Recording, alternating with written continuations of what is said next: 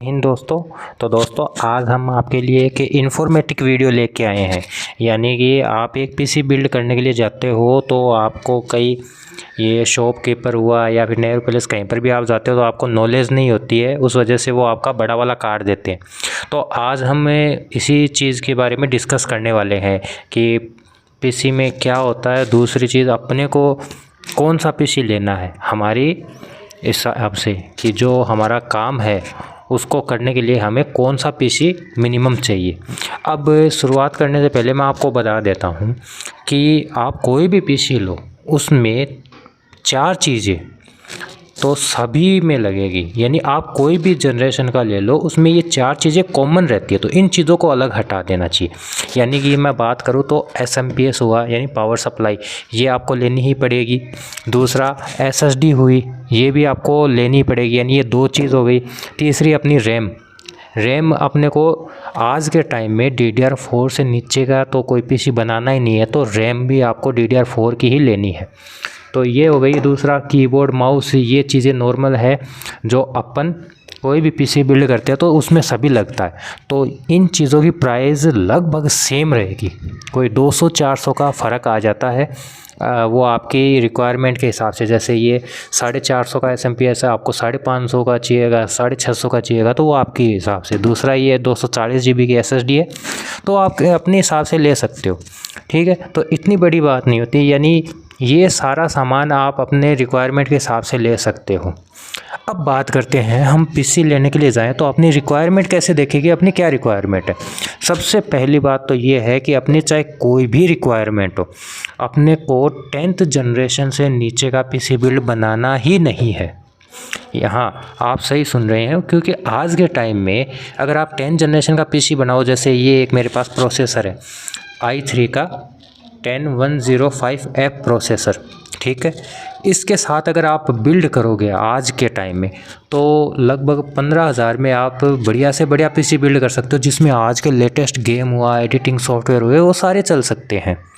तो आप इससे नीचे तो बनाना ही नहीं है। दूसरी, अपने को ये देखना है कि अपन को गेमिंग के लिए चाहिए या फिर एडिटिंग के लिए चाहिए, या दोनों करना है। अगर आप गेमिंग और एडिटिंग दोनों नॉर्मल करना चाहते हो तो मैं तो यही कहूँगा कि आप आज के टाइम का 12 जनरेशन का i5 प्रोसेसर लेके चलिएगा। बाकी रिक्वायरमेंट के हिसाब से, जैसे अब आपका थोड़ा सा बजट कम हो सकता है, मेरा भी बजट कम होता है, कई बार मैं ख़रीदने जाता हूँ। तो अगर आपका वैसे ही बजट कम है तो मैं ये सजेस्ट करूँगा कि आप कम से कम i3 10th जनरेशन का पीसी बिल्ड करें। ये मैं आपको सीधे बता देता हूँ, क्योंकि आज अगर आप ऑफिशियली विंडो भी चेक करोगे तो विंडो 10 है, वो ऑफिशियली 10th जनरेशन से नीचे के किसी भी प्रोसेसर में चलेगी भी ही नहीं। आप अगर कोई बिल्ड करना चाहते हो और मेरे से आपको कुछ भी चीज़ जाननी हो या पूछनी हो तो आप कमेंट भी किया करो, मैं सभी कमेंट्स का जवाब देता हूँ और मैं पढ़ता भी हूँ।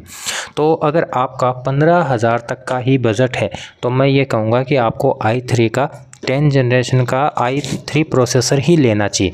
अगर आप थोड़ा सा और पैसा इन्वेस्ट कर सकते हो, यानी कि 20,000 तक, 22,000 तक, तो मैं आपको ये कहूँगा कि आपको i5 का 11th जनरेशन का प्रोसेसर लेना चाहिए, ठीक है।